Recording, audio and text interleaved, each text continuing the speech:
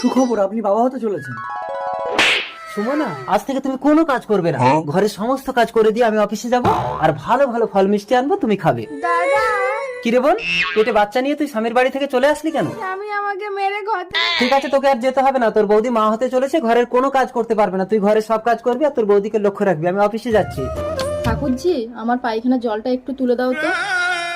বোন, ভালো করে ঘর মোচ। সুমনা, তোমার কি হলো? তোমার তো সবে 4 মাস। Hello doctor.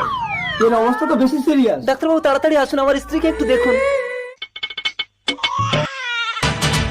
দাদা, আমার ছেলে হয়েছে। সরি, আপনার স্ত্রীর গর্ভপাত হয়ে গেছে, আর জ্ঞান ফিরে যদি বাচ্চা না পায় তাহলে কিন্তু কোমায় চলে যেতে পারে।